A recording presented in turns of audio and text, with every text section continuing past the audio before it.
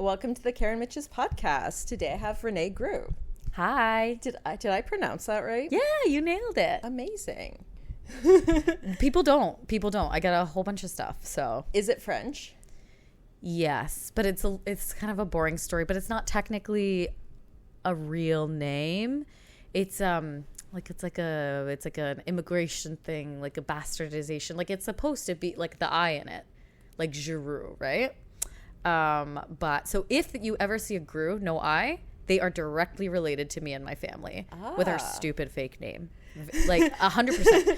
Yeah. Can you say the original name? Like it's like Giroux. Like, Oh, okay. probably. I have like a similar thing where I have like my last name is Mitches, but it's come from a Greek name that I can't pronounce because it has like a throat sound in the middle. So people will be like, "Oh, is it like Mitchellopoulos?" I'm like, I wish it was that. 'Cause I can say that. You know?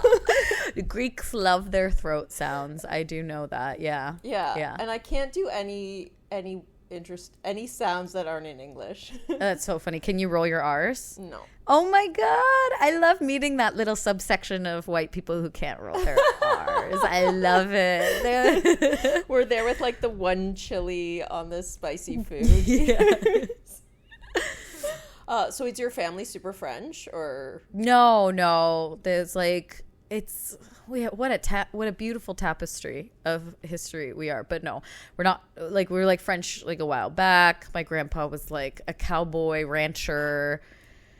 And then the rest of my family is white trash. Like everyone in Canada, like we all just became white trash. So like we're in Hamilton. Do So. all white people become eventually white trash? Yeah, it's our final destination. We're all just barreling. We all come from like interesting backgrounds and we all just barrel into the same American Idol watching white trash. It's true. Yeah, it's true. So where did you grow up in Kitchener? No, I grew up in Brampton and then I came to Kitchener I went to Waterloo for school, and then I was like, oh my God, like this is what a city can be, which I know is funny to tell someone from Toronto that, but to me Kitchener is like, wow, like this is a city. This is incredible. There's small businesses, there's coffee everywhere. Like you've been to Brampton? I haven't been to Brampton. That's fine. You don't and you don't need to. Like it is just industrial park after industrial park after industrial park. Like it's not anything. So I was very charmed by Kitchener and their kind of like Stars Hollow-y type of living. Yeah, but I think that's what everyone wants is like some kind of town center, city center they can go to, and it's a thing that is dying or turning into some weird wasteland in a lot of cities. Well, exactly. Like, I mean, I will always say, I'll come talk shit about the GTA everywhere I go. I don't care. Who wants to live in a city where the best thing about your city is that you're close to a different city? That's blanket statement for all GTA cities. I'm sorry, but it's true. And in Kitchener, it's like, this is a city. We can have nice things. We can go out here. And, so. Yeah. I feel like, okay, I'm from London. I like London. And you can, it's cool to make fun of London if you want. Everyone does. But why? You guys have places to be. It's like London is its own center. Like it's not an offshoot of another city. Exactly. Exactly. That's what I like. So we don't do things on like the biggest level. Like we don't have like, things that Toronto has. Yeah. But we do have just people come into us. Yeah, but right? You have your own stuff. You guys have your London Music Hall, and you have your breweries, and you have your bars, and your coffee shop, and your place, and your third spaces, and your art galleries, and your places that people want to be. And unfortunately, like a lot of the places around Toronto, like they just don't have a proper scaled up version of those things. Of like, oh, you want to live in Brampton because of the Brampton of this. It's like, no, like, Do you also find that Toronto, my friend used to call it suburban urban, where like places that used to have independent stuff now has just chains everywhere. Right, yeah. And like people who move into the city but drive everywhere, and like it's the middle of the country, but it's I mean, I'm sure Yeah. it's changing. My interactions with Toronto are still kind of, because again, growing up in Brampton, it's like, oh well, Toronto's the cool place, and even now it's like in Kitchener you guys have the cool comedy scene, and so it's, oh, Toronto is still to me aspirational. Like I haven't been here, I'm not here enough to be like, fuck these other things happening. But I like today, every time I get off the train and I oh my gosh, I'm here, I'm in the big city. And then this morning I was doing that. I was like, oh, it's like a beautiful summer day, I'm in the big city. And then I immediately saw the headless body of a pigeon stapled to a community board. Oh, and no. I was like, good morning, Baltimore. Like Toronto will show you who they are right away. I love that so much. So in Kitchener, you run a show. Yes. And it's with Lindsay. Yes. And Lindsay Endersby. Yeah. Yeah. And like, I guess you kind of had to build the scene out a little bit for yourselves.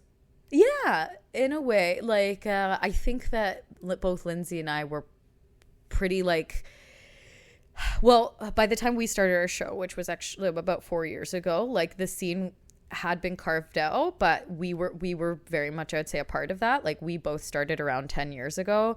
And by that time, like the comedy scene was already working, like, you know, show party already in progress. Like we had a big room and everything. And then pandemic, everything got leveled. And then there was just like a bunch of fresh buds, like new comics who built it back up again, and now we have a whole whack of other rooms, and actually like just a fuck ton of comedy, I would say, right now. That's amazing. And yeah, it happened. Oh, I cut out. Sorry. That's okay. I'm trying to get me to cut back in. Okay, we can take a break. Okay. Hold it. Do you hear yourself? Yes, I'm back. Okay. And you're back. Oh wait, no, I'm gone. You're back. Okay. Now. I'm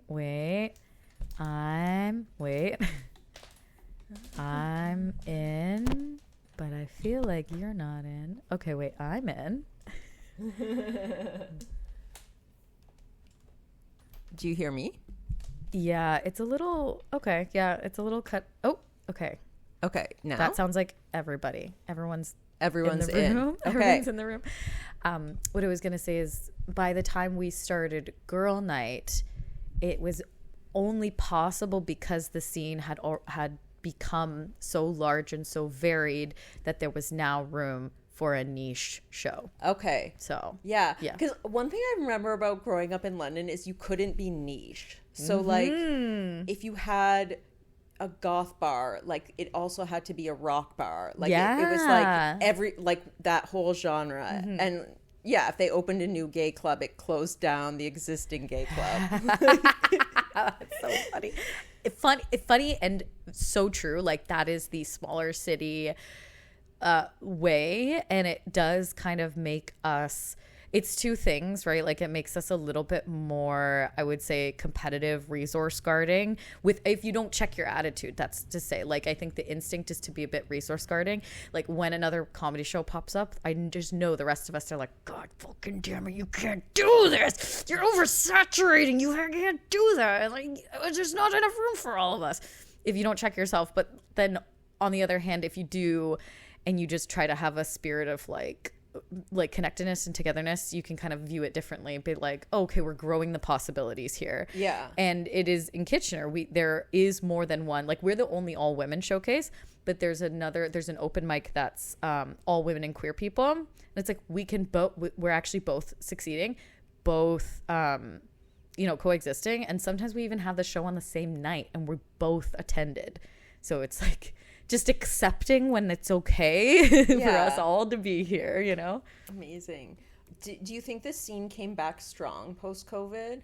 Oh, yeah, I would say much stronger. Because, like prior to COVID, is the Kitchener history actually interesting, by the way? I don't know if this is interesting, but prior to COVID, like there was just one big room.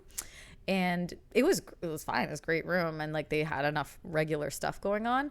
But post-COVID, again, because it got leveled, and everyone of all kinds of experiences was now like operating at the same level, like from the ground up. Like it just gave birth to like a bunch of different independents. We still have like one big club who does our every Friday, Saturday pro show, but like they operate just fine. And then we also have independents. We have monthlies, mics, am nights. That's amazing. I feel like that's a real scene when you have like a steady mainstream club and then some other independent stuff happening. Exactly. And London's like that too. Like, I guess you guys, there is a Yucks there. Yes. It closed, but then it came back. Oh, it's back. Okay. Oh, yes. No, that's right. It is back for like the last year or so. But yeah, and London has so many independents. So many one-offs and mics and like silly stuff like competitions. And we have a drag open stage that has stand-up at it. Do you do stand-up in London? I've literally never done any stand-up. What is going on? They have a really good scene. I know. A lot of the time when I'm in London, I'm visiting my elderly parents, and I'm kind of like prioritizing rolling with them. And I'm usually there not on the nights where there are mics. That's true, but it is. I need to go. You gotta go. And I need to like book my own hometown show, right? Yeah, that would be really fun. Like it would be take mom and dad. Take mom and dad to Poacher's Arms on Monday night. They're going to have the time of their lives. And so are you. That's a great mic. So, yeah. I'm a fan of the Poacher's Arms in general. Like, they have the best. Long-standing London. Like, it has the longest open mic, but it's also, like, my uncle used to drink at Poacher's Arms. Yeah, it's arguably, I think, and how big is this pool? Who's to say? But the best Monday night mic that's ever been. It's always fun. There's always audience. Yeah, I don't know. Sweet. When you were at Waterloo, you weren't in tech, were you? No. No, I was at Laurier. When I first came, I was at Laurier for just bullshit, when you like do bullshit, like you're like, oh, I'm going to get a liberal arts degree, and you just like do a bunch of bullshit. But then I took a break, and then I did Waterloo for social work, and I finished that, and then I worked social work for a sec, and then I don't anymore. Oh, wow. Yeah. Is there a story there? Oh, it's just every social work story. It's fine. I think it's fine. It's a good job. Probably would have been the sensible thing to stay. But for a number of reasons, sometimes you just go, nobody can fix that. It's specifically because I was working in housing, and obviously Kitchener and everywhere, huge housing crisis. And I was like, it's a bad job. It is a bad job when you cannot at the end of every day say I did a good job or I did a bad job, and everything that happened has happened because of the work that I put in. You have to be able to like evaluate yourself that way, because if you're working in one of these fields that's like out of control, you can work your hardest, and at the end of the day, whatever happened that day had nothing to do with you, whether it was good or bad. And I don't know, you can't live like that. That's what I tell people. But the real thing is that I was at this job.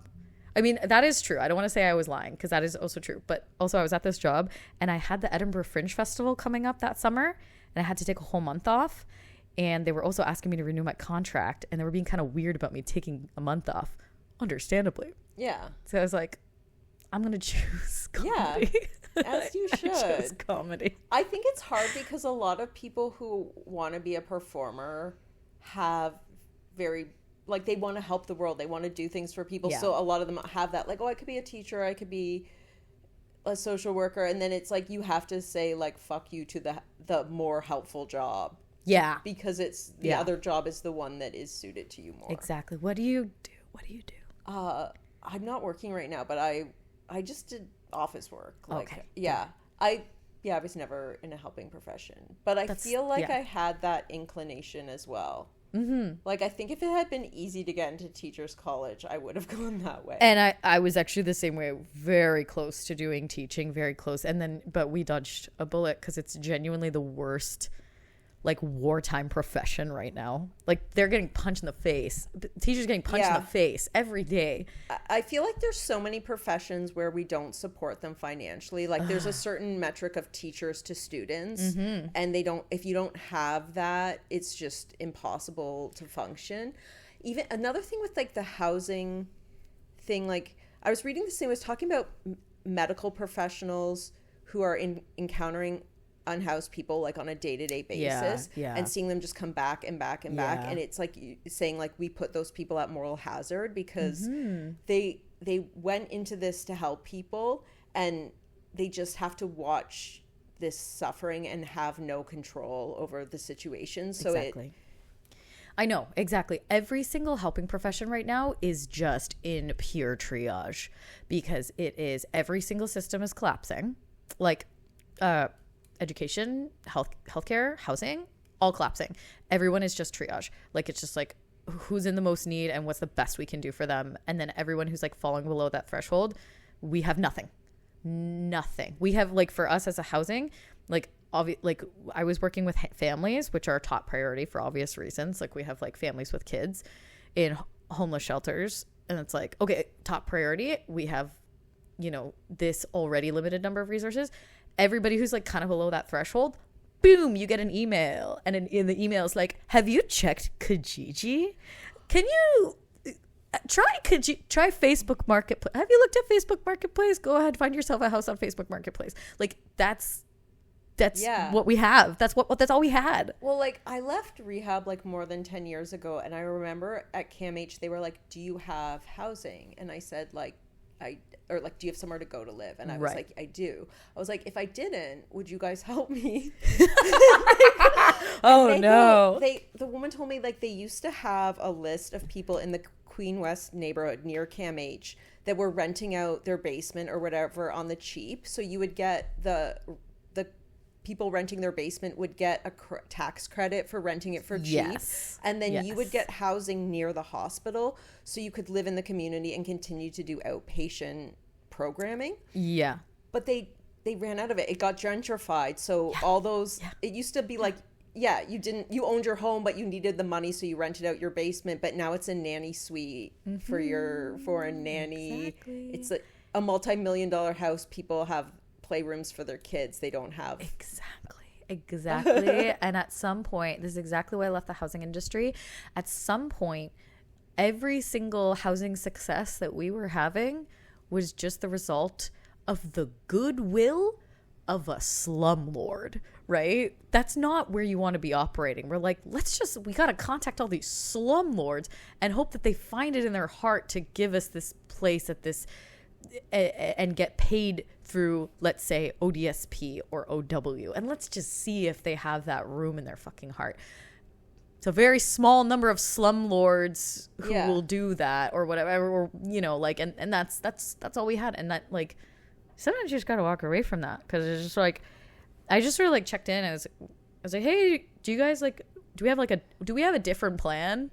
Is there something in the future? And they were like, no, this is it for now. And I was like, okay, well, then some other recent graduate can do exactly the same job that I'm doing at the exact same quality then. Yeah. Right? And the whole industry will just be people who work for 5 to 10 years before they burn out. Exactly. I did 6 months. But that's okay. I feel like that's a testament to your heart. Like, you were too sensitive. That is the most positive spin. That was so positive and affirming to my person. That the most affirming to my person you could have done that. Thank you so much. Are you a parent as well? Yes. Okay, because you're like, I'm not. in my one room. Sarah, I don't know if I'm supposed to break the fourth wall, but I see like there's pictures of kids on your fridge. Oh, these are my nieces and nephews. Okay, cool. These are other people's kids. I wasn't gonna ask, but yes, I'm a mom. I like you're one of the rare women in comedy who can drive and is a mom. Exactly. Like, is this an adult? What's happening? Is this an adult? Thank you so much. I do like against everyone else's will in Kitchener. I very much am like, I'm the mom of this this comedy scene. I'm like the adult. That's against everyone else's will. They're like, that's so condescending. But I'm like, but it's true. But yes, I'm a mom and I drive. And yeah, I abandon that kid at home a lot. How old's your kid? 2.5. Okay, so you're right in the thick of it. Yeah. It's actually so much fun.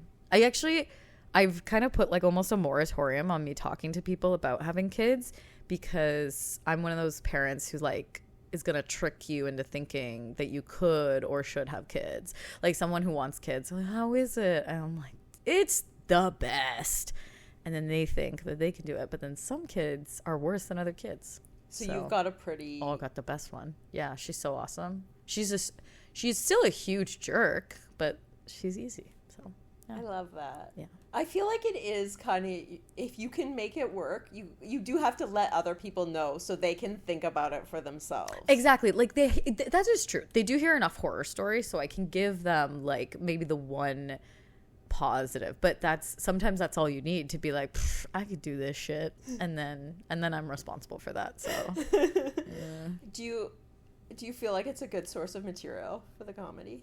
Yeah. Oh my God. Totally. A lot of my stuff is mom stuff. I did a lot of like my early parenting stuff in my special that I recorded in October.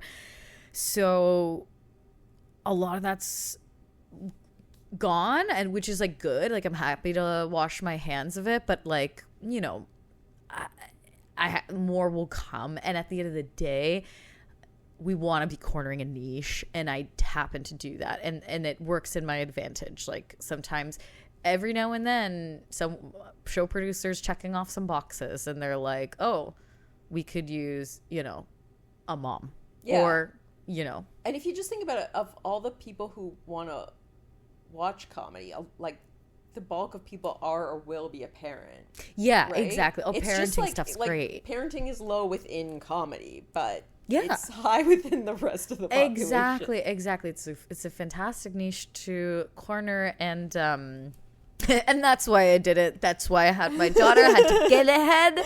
Did it for the bit. Yeah, no. But like, I used to think, like when I was coming up, I used to be like, oh, like there's so many parents in comedy, there's so many moms. And I even started a podcast with just the intention of talking to parents and moms. And through doing that, I realized, oh no, there's lots of dads. There's not that many moms. There's less than you'd think. In the city, actually, you guys have a good handful of moms, but not a lot. And for obvious reasons. Yeah. For obvious reasons. I think also, like, I feel like I meet women who are like, their kids are older and they're kind of getting their life back. Which is awesome, too. But I feel like you need the moms who are in the thick of it, because that's when, like, people who are in that same situation need comedy. Well, exactly. And I think, like, you know, as much as I think I'm demeaning it a little bit by being like, oh, it's just a niche. But it's not, you know, like, flip the word niche over. It's representation, right? And, like, almost every show that I do, and I mean, I do girl night, which is all women, but, like, almost every show that I ever do, there's at least one, usually more, it's moms and their partners or whatever in the audience who they got a babysitter tonight. Yeah. Their kids are sub 10 years old. This is who they're so excited to see themselves represented. Yeah. So, yeah. I feel like going out for a comedy show is a great night out for a mom. Because I remember a lot of my friends, I know a lot of people drink, but also I feel like a lot of my friends went through a phase where they're like, I'm so tired all the time.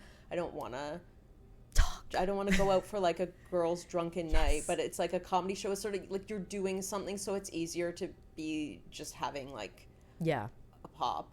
Yeah, that's a really good way to put it. I've never thought about that, but very true. The thing is, the problem is I'm a talker, so I cannot go to a comedy show. I can't watch a comedy show. That's why I do comedy, because I'm like, no, I'm not going to not talk. What the fuck? That's why. So I'm not going to watch people talk. I got to talk. But I never thought about the fact that some people just like to not talk sometimes. Yeah. That really gives me some insight into who watches comedy. That's always been a big question mark for me. I'm like, who the hell is coming to these shows and doesn't want to talk? Oh my, I don't relate, but that's so nice. I guess some people don't. Have you ever heckled anyone? Or just not like I don't picture you being a rude heckler, but somebody who just starts getting into the show. I've never like fully heckled because I've been doing comedy since I was 19. So as soon as I could technically go to a comedy show, I was doing comedy, so I knew not to heckle. But one time, my friend and I got really drunk, and we were watching, do you know Max Ross? Yeah. He was on stage in Kitchener at Rusty Nail, and he said Gilmore Girls, and we're just so drunk. We're like, oh my God, because we're just talking about that. Oh my God, we love Gilmore Girls. And like my friend was dressed like Lorelai Gilmore. That's what we were talking. I was like, she looks like Lorelai. Sorry, you go. It's your thing. Was it Lindsay? No, it wasn't Lindsay. It was a different friend. But yeah, like that's like the most. God, I want that clip because I want to send it to Max Ross. I don't know if he remembers that, but yeah, like oh my God. It's so brutal when you're a comedian and you do it because like we're supposed to know. I know. Never again. I've never done that since. But well, that's because I haven't watched a comedy show since. I won't go. I gotta talk. I don't know. I do listen sometimes, and then some comics don't at all. And I'll say something to someone about a third comedian. I'll be like, it's in their material, and they're like, oh, you're listening to people? Oh, that's good. You're the angel. You're the angel. And no, that is like I love someone who super remembers other people's material. That's so respectful. But it comes from a place of gossip. Like I'm trying to find it, like, because comedians more so than any other group are just telling their own gossip on stage. Yes. So it's very so true. Like there's no other circle of friends you'll ever have where you get to know this kind. Like if we were all in college together, you'd have to work to find out why people are the way they are. And it's more than just the nuts and bolts of, oh, did you hear that person they dated? You know, this is their ex and this happened. Because it's like, okay, well, potentially that, if you see it on stage, is fabricated, first of all.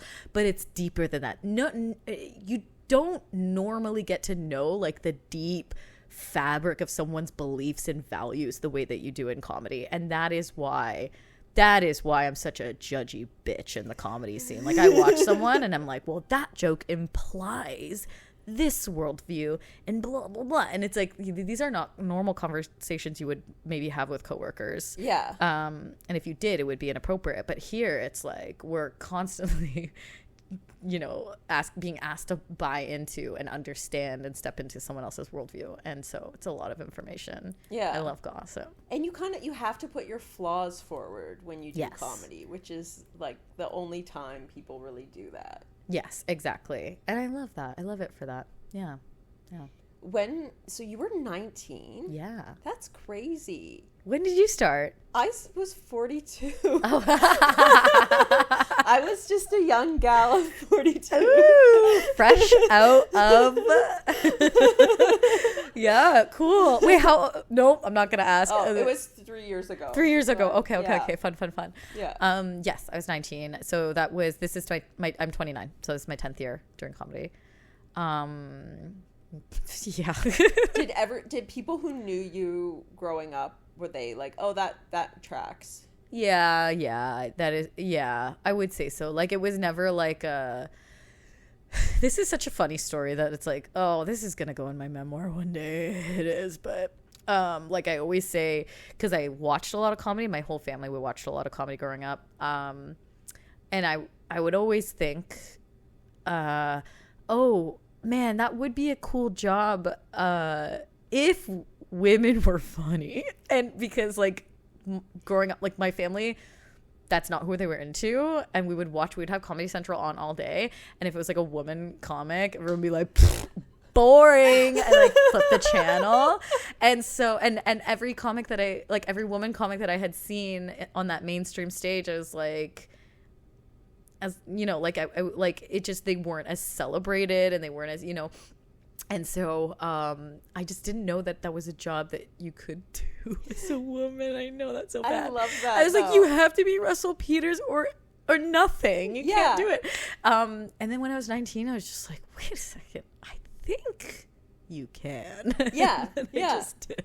But honestly, because I think I was like 25 when Sarah Silverman came out, and I was like, Oh, a moment. I didn't know this was a thing. A moment, yeah. And I feel like if that had happened, I just think,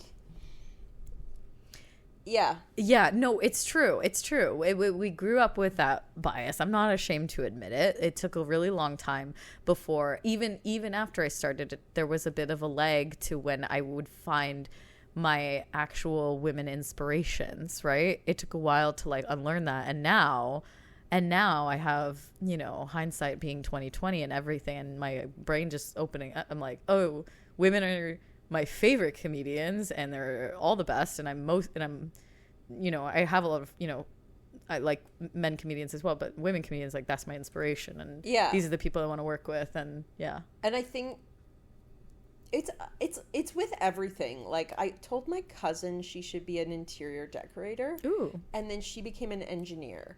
Ooh. And we have engineers in the family. Yeah. We don't have any interior decorators in the family. But I just, like, she was good at certain things, and I was like, that's where my mind went with that. So I think, like, knowing someone was funny, I'd be like, you'd be a great teacher. Yeah. You know, 'cause you're so funny. Like, it wouldn't be like, go tell jokes for a living. That's bad advice, because that's bad advice. If someone's funny, that's crazy to be like, you should do stand-up career-wise. That's like that's offensively bad advice. So no. Here's a way to not make any money. Yeah, it's not really technically a career. Any of us who have made it a career have made so with only brute force of will. So yeah. But that is really funny. I'm sorry your cousin didn't become an interior decorator. That would have been more interesting for your family dynamic. But yeah, who do you think, is there any comics you would want to mention as like an inspiration or favorite? Like famous people? Well, nowadays, like Maria Bamford, she's I love her so much. And I was actually on my album on Spotify, and I went to like the scroll to the bottom, and it's like similar to Renee Groux, and then it recommended Maria Bamford, and I was like, oh, Spotify, you shouldn't have.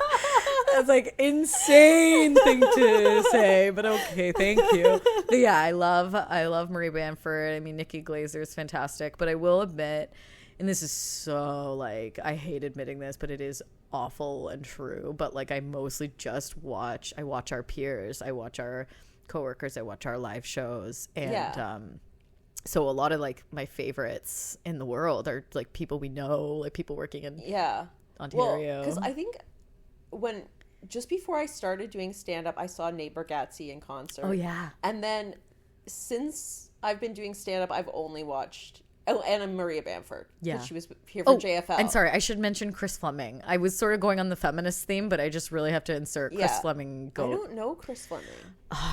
So good. So good. I mean, you have to be into it. He's like big time? He just kind of has been breaking it big. He just did his HBO special, but...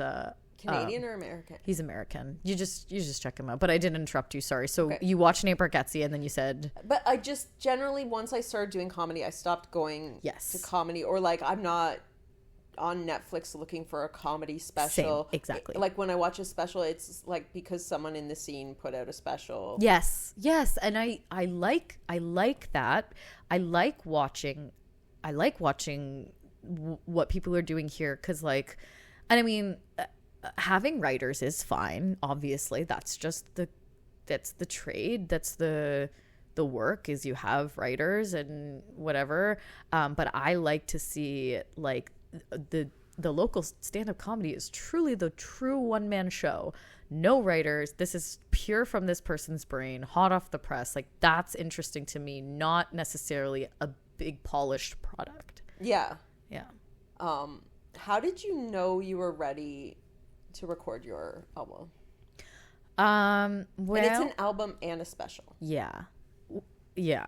And so we can watch it on YouTube. Yes, watch it on YouTube and then listen to it on Spotify. Personally, I'm more of a listener, not a watcher. So they're both good, but I like the listening experience of it. I think I recommend. I don't like to sit and look at something, but I do like to have. I'll usually watch people's stuff on YouTube because I'll start at watching it and then I'll put it down and listen to it. Well, that's the thing is like, you're going to be on your phone. I know you're going to be on your phone. So just put it on the background while you're doing something else. Like, you don't have to, fuck.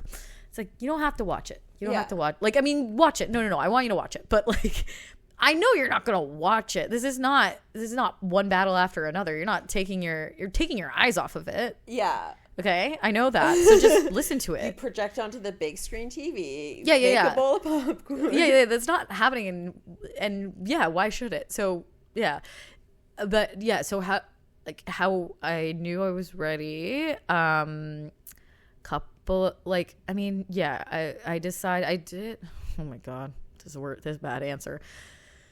I filmed it last year, and I decided that it was my 9th year, and it wasn't exactly, a lot of people are like, oh, well, I'm sick of this material and I just want to get rid of it. Like, I didn't exactly feel like that. And a lot of the bits that went into my special were less than a year old even. So it was like, oh, we have time on these. And I'm still doing those bits. I'm not retiring them. Who cares? Who's going to make me? So it wasn't anything to do with like, oh, I'm so tired. I got to get rid of this shit. It was more just like, I felt like, I was not going to go forward unless I did something big, because it's like, I was like, we're just doing the same things over and over. And yes, like we're getting more success with gigs, and yes, we're getting more gigs, and yes, we're getting higher paid gigs. But like artistically, I'm just leveling out and plateauing. And then secondly, I was like, I would like to see if I could make money, some real money. And an album is just the way to do that. And so I'm not good at content, and I never will be. And I've accepted that. So it's like, okay, well, what else can I do? And I just want the pure crystallized version of my art form. I don't want to do sketches. I don't want to do Instagram sketches. I don't want to do face to fucking thing. Yeah. So it's like, you kind of have to make money somehow. Not that you get paid for those, but like you get paid to be a big fucking Instagram, and that's how you can get famous or whatever. So I also feel like the ultimate, like, if I've written a bit, obviously some of them suck and will get erased within a year or two. Like I just stopped doing them. But like, I do want all my bits to eventually have like the best life, which is like they're properly recorded and they make it onto an album. Yeah. And they will. And that's like, oh my God, you have free will, right? That's the power is in with you to choose when that is. And turns out you can just hire a ragtag team of audio producers and videographers and fucking anybody you want to cobble you together an album or a special. You don't need the industry's permission to progress. That was like a big thing, as being like just waiting around for a long time and being like, nobody wants me, so I can't go forward. I can't do this because no one wants me for that. And then it's like, well, fine, I'm just gonna like want myself, and I'm just gonna start self-producing like so much that I don't need the industry's permission to succeed anymore. I mean, there's a limit to that, but yes, that's the idea. I love that. I think people need that attitude. I mean, and there's so many good comedians in the city and also in Ontario who, for some reason or another, it's going to be an extreme uphill battle for them to get the recognition that they deserve, and they shouldn't have to wait. Yeah. And I think some of it is like, there's the whole identity politics, but even like when you go beyond like, oh, you're part of this group, it's just like, if you're original, you're not exactly what has come before, and nobody's like out there scouting for someone just like you. So you kind of have to like get yourself out there already acting like you belong there, and then you're in that space, and then people can find you. Yeah, totally. And I think, I mean, that is what's great about social media. If you can do it, you can carve yourself out an audience through, like, I don't want to say content, but like, by putting yourself out there. And that is what's great. It's a great leveler. It can level that playing field, and help you find the people who are looking for you. it's just not for me. It's not for me. Yeah. Sometimes you can just be really bad at creating content. Yeah, because I think too, it's like you end up creating a separate kind of content for your social media that isn't actually your stand-up. Some people do just like they clip their stand-up. Yeah. But usually those people, even then, yeah, like, okay, yeah, fine. If you get famous on your stand-up on social media, you are probably talented, most likely, maybe, but you're also like, that is, you know, hustle and luck. Most of the time, like, people are like, again, it's the sketches, or it's the, I do like cooking videos where I do a commentary that's funny or whatever. And, you know, good for you. If you found your big concept, I'm happy for you. Yeah. But TBD for me. So on the content. Yeah. What about you? Are you finding your content? The podcast is my podcasts are great for content. it. I love podcasts. Yeah. And then I think I want to get to the point where I was thinking of doing just like one-off jokes. Like, you know how a lot of your stuff, it's like you do something at a mic and you're like, that's not going to be a bit. That's not going to, it's topical, it's throwaway. Just taking some of that, recording them with good sound and putting them on. But then I've been saying that for like a year and I haven't. It's just, anything you do takes a lot of time and energy in the beginning, and then long term it still takes time and energy, and I have to make sure I'm getting like the mics in a month and like the writing my new bits, and if I spread myself too thin, then I'm not doing the main thing I wanted to do. Yeah, exactly. And everyone has like a hump to get over before they do the thing. And like, sometimes I've talked to people in the past, they're like, oh, well, I want to start posting, but I want like this X number of clips as a backlog before I start posting, or like, oh, well, I need to figure out this tech thing before I start posting, or which is like the one, like for me and for so many others, it's like, ooh, I just can't get over the cringe of it, and you just have to, just whatever that hill is, get over it. Yeah The cringe hill is a big hill, I think. And for me it's the cringe thing, but it's also like just being attention for me. Well, that's the part that's cringe. It's like, all we ever want since we're born in this green earth is attention, and then we're so like shy about wanting it. And it's weird because I can watch somebody else's content and it's just them and them, and I'm like, this is great, I love this. But when it's me, then I'm like, oh, people who wants to see this? Yeah. So right now my content is mostly other people because I'm clipping my podcast, which is other comics. So I do have to. It is like a mental switch. There is a mental switch that needs to happen, which is you need to be the star of your own podcast. Okay, you need to make it the Karen Mitches, and we watch because we have a parasocial relationship with Karen Mitches. That is what a podcast is for people to become emotionally attached to you. This is so hard for me. This is like happen. A moment in therapy where like the therapist is just honest with you, and I'm like, such a bitch. It's so true.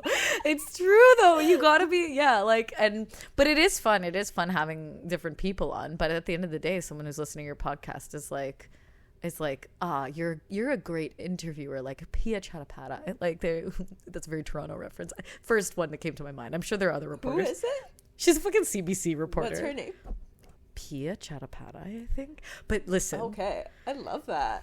I could have said Diane Sawyer. No, you did the better reference.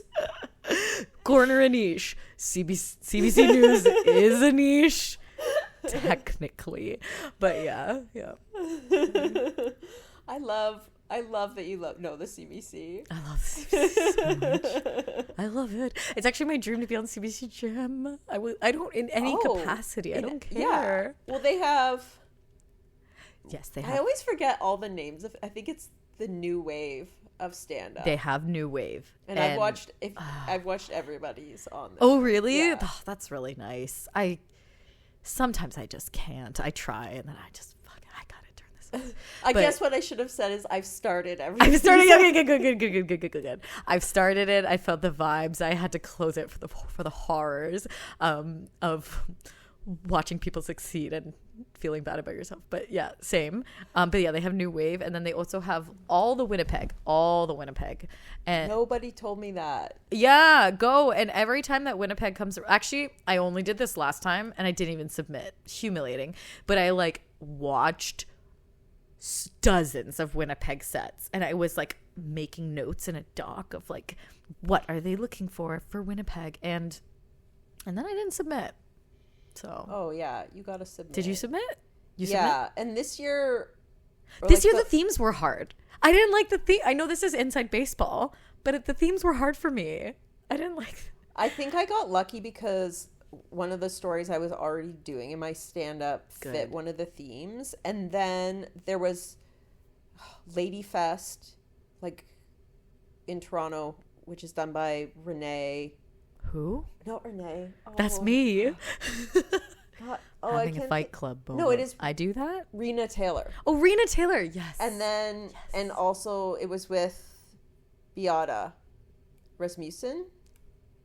I'm making up her. Okay. Anyway, they did a taping show together, and like, cool. I wasn't even on it originally, but somebody who was backed out, and so I got their Lucky. spot. So then I got a properly taped thing, which I think is the other thing that it makes the festival submissions hard, is you need a good tape. That was the barrier, as I couldn't get a good tape, and again, that's one of those like get over the fucking hill. Who but cares? it's like you have to wait till they list the themes, then you might have to write a whole new thing. You get for 30 days themes, exactly. Get it ready, then get on a taping show, get it taped. Yeah. Oh, true. I forgot in Toronto that you guys don't just have places where you can do time. Sorry, because that did occur to me. You know what? I just abuse my own show. I always do. I do like 20 minutes of my own show every time I do it. So 20 to 30 minutes, like, because I'm like, whatever. This is I worked for this. Do you have a good setup if you want to tape something? No, the room is not ideal for stand up. Super high ceilings, loud fridge, AC, smoothie machine. Oh, you got smoothies at your shows? Because it's like a bar and a cafe. So the fact that Girl Night succeeds, I just want to say, is on the pure heart and soul of the show, and it's a successful concept, and girls love seeing the girls, and the girls are funny, and that's why it succeeds, but not because of the room. And the business is lovely. The business itself is lovely, but super high ceilings. What is the business? It's Whoopsie Daisy Cafe. And we love it. It's the best place we've ever been, and the comedy shows are so good, but it is but where we have challenges, right? And so getting tape there is like not easy. And I think like the thing is about Winnipeg is they don't care about your tech. They don't care if it's not awesome audio or whatever. Like it's and that's what I mean, like get over the hill, because it's like just perform your fucking ass out. And who cares if it looks or sounds bad? Like, that's not going to be the thing that disqualifies you. The thing that's going to disqualify you is not submitting a fucking tape. So, yeah, I got to get over that. That's just for me only, because I didn't submit my tape. Cause it's like, oh, this looks like shit. Sounds like shit. And and also I didn't do well. So there was also that. Was your tape good? Did you kill? And yeah, it was everyone. Well, it was a really, really, really good crowd. Oh, that's so awesome. And it was a high quality tape. That's sick. Where was it? Comedy Bar Danforth. Oh my God, that's a dream. And then Beata's partner is like a videographer. Holy.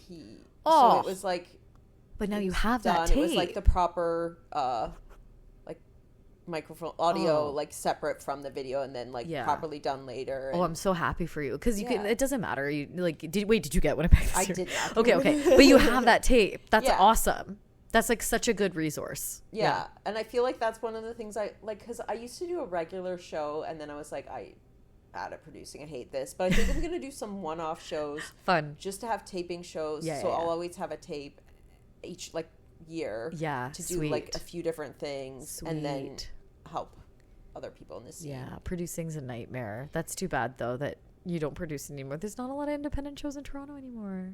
A lot of people. Yeah. I think it's just you have to have a certain skill set, and I can grow.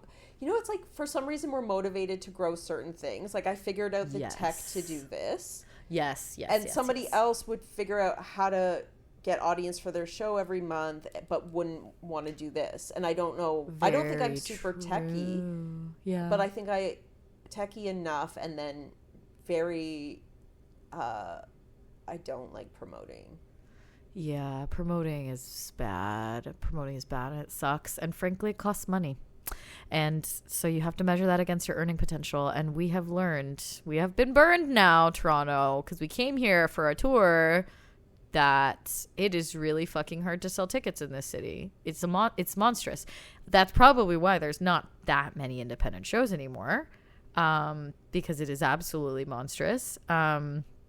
But yeah, I don't know. I didn't have an ending to that sentence. Just fuck everyone who didn't come to our show, I guess, is what I meant to say. I don't know where that was going, but pretty sure there. So, yeah. So how long has this show been going? Like Girl Night? Yeah.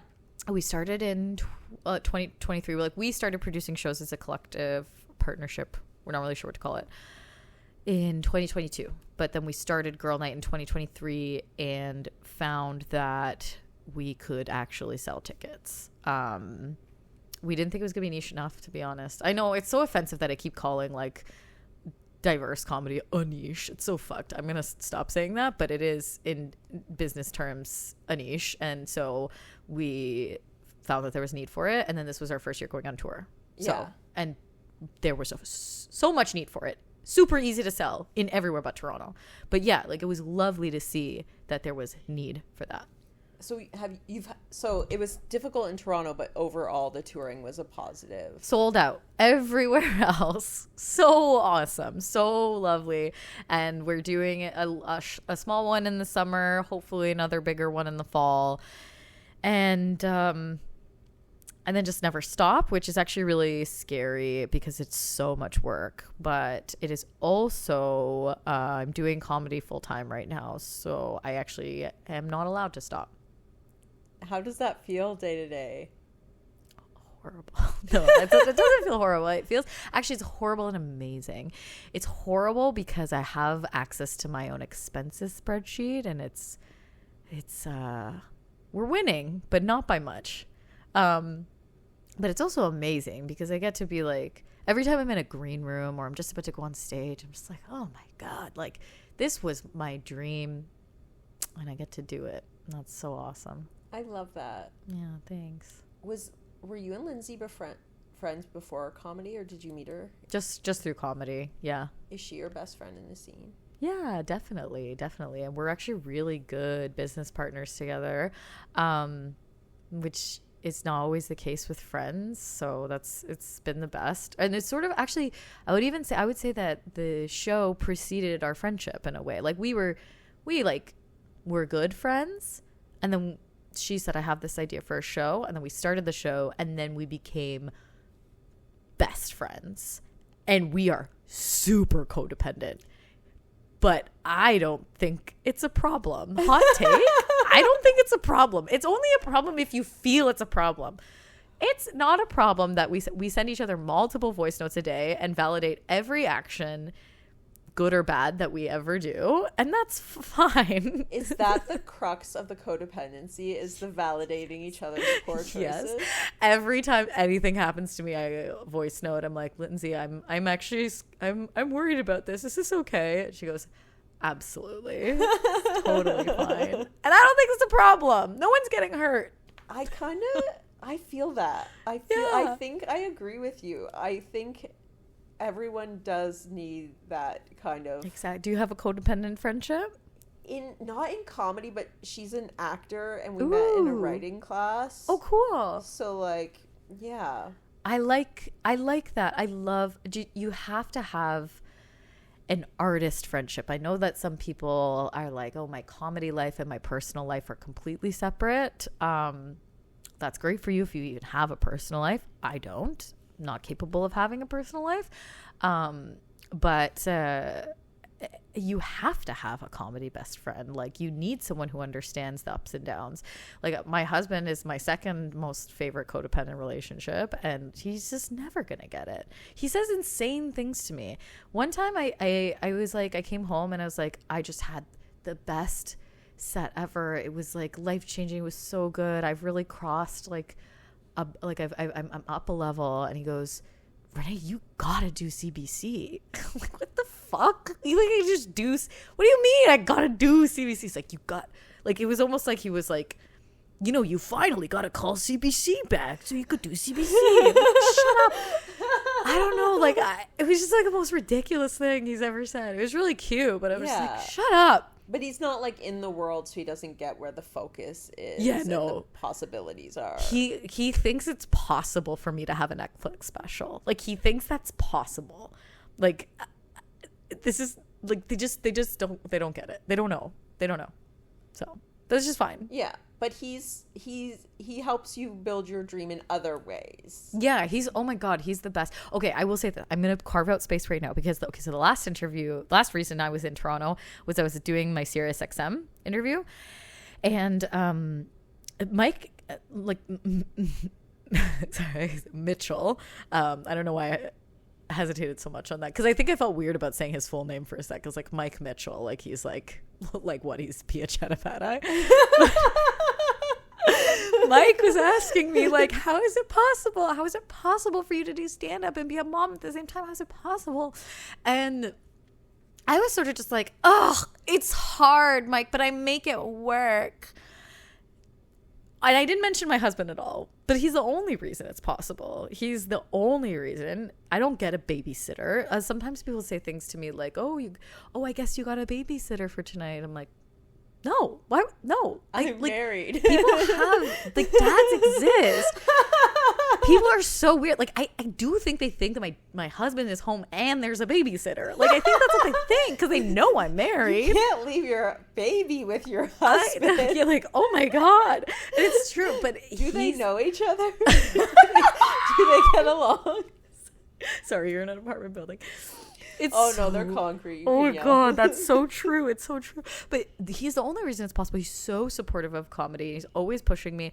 And I think he probably is the only reason I've ever done anything good, because like early on, I was just like so self-conscious all the time. And I would always say like, well, no, I can't apply for this, and I can't do that, and I can't ask for this spot because I'm not good enough. And then his mantra, and like I've adopted it now, is just always say yes. Say yes to everything, even things that you are not ready for. Yes. That's the only way to do anything. And so I say yes to everything. And some things I haven't been ready for. And I fucked it up. But mostly it's been good. But yeah, he's the best. And I really regretted, I came home after that serious interview. I was like, what is wrong with me? And I felt bad about it for like a day. So I'm saying it now. I'm going to make sure, I'm going to put it on in the car so he hears this part. Gratitude. I'm very grateful. He's the best. Oh, I love that. Yeah, I feel like, a lot of comedy is like, my wife's a bitch. Yeah. And I do. I own that. I do my husband comedy a lot of the time. But I will say, and this is something I did say in my Sirius XM interview, is that I give myself and lots of women a pass on this. And the reason being, not truly that like our husbands are pieces of shit, because it's a lot of what I'm saying is like not authentic as to how I feel about my husband, or even how he behaves. But especially because I'm outside of Toronto and I'm bridging the gap between a lot of different types of women, like we have a lot of the people that I'm performing to are older, heterosexual women. It's a lot of women with their husbands, a lot of women, girls' night out, but we're all, married, kids, Gen X or older. Not Gen X. What's the one above? It's not boomer. Is it boomer? Boomer sure. is like a wide Gen range, X, so boomer. it takes up a lot of people. Yeah, but like the basic unit of that relationship with a boyfriend or a husband, like this is the springboard to talk about gender and feminism. And like my comedy is very feminist, and it's very, I would say majority of it is talking about gender and feminism. And like, this is an access point for people who, listen, we're in a small town. These are heterosexual women. They're not saying I'm a feminist, and they don't even believe that they're feminist. But now we have an access point where they're on board, and they can hear that message. And so that's why I give myself a pass to do the my husband comedy, because it's going somewhere. It's not just oh, my husband an idiot or whatever. It's like, now we're talking about gender politics. We're talking about gender dynamics and relationships and women and motherhood and patriarchy. So yeah, I love that. Yeah, give it a pass. Does it ever stress you out feeling like you need to address big issues, or do you think it's just organic? Oh, yeah, I don't know. I do feel like it's just organic. And if it wasn't organic, I probably wouldn't do it. I really don't address a lot of big issues in my life. It's just that my feminist beliefs are so strong that, like, sometimes I beg myself to write something else. But I sit down to write, and it's just what comes to the top. And yeah. I find, like, one of my complaints about being a woman is, like, I don't want that to be everything. Like, I'm a comedian. I'm not just a woman. Oh, exactly. But then when I go to write stuff, so much of it is specifically gendered. And it's just like, I don't know why. It just is. And I'm like, I guess I agree. That's what I do. So yes, and I think that for as long as these spaces are still kind of male dominated, and maybe that is less so in Toronto than it is outside, but for as long as that is true, it is still, I would, a relief to the audience, to those people who are seeking women comedians and also diverse comedians. It still continues to be a relief to hear people talk about gender and race and homophobia on stage. And so you still should do it. So I don't know, no shame in the game. I think we should just go for it. And even though, yes, I have shame in my own game. Of course we do. But that's what makes us women. Shame. Self-hatred. So internalized misogyny. Yes. Yes. I can't believe we're coming to the end. Is there anything you want to plug? I mean, we haven't said the name of your special. Okay, yes. Name of my special is called We're Not Friends. And yeah, all streaming platforms, YouTube. What else? This is an interesting one. We're in Guelph Fringe in August. Like me and Lindsay are, as Fever Dream Comedy. That's our partnership. And we're thinking about doing just a girl night. You get 60 minutes. That's your slot size. I'm like, oh, okay, we could do an hour long of stand-up, split the hour. And then we're like, no, like, we're kind of sick. We're overdosing on stand-up right now. Let's do something different. And so we have written like a sketch play. I don't even know what to call it. Because I'm not sure it counts as a sketch show because it is just a play. But I'm also embarrassed about calling it a play. I don't want to admit that I wrote a play, but I think I did. I love that. Yeah. So it's called The Curse of Girl Night. And it's not even done. Is it a mystery? No, it's comedy, obviously. It's like comedy sketch. But I don't even know how to explain the premise of it. I'm not going to. Go look at it on Instagram. Just check it out at Fever Dream Comedy Show on Instagram. That's the handle, Fever Dream Comedy Show. I think it's gonna be really different, and I've never written a play before. So also, if it's not good, I hope that you like us as people. That's what I'll say. I hope we're likable enough as people. And it's Fringe, so you have to take chances. Yes, exactly. It's like, when are we ever going to do this again? Yes, yeah, exactly. Love Fringe. And I did the Fringe years and years ago, but I just did stand up with some buddies, and that was fine. But I've done that, so we're doing something else now. Yeah. Nice. I love that. Thanks. Thank you so much for being on, Renee. Thank you for having me. This was so fun. Thanks.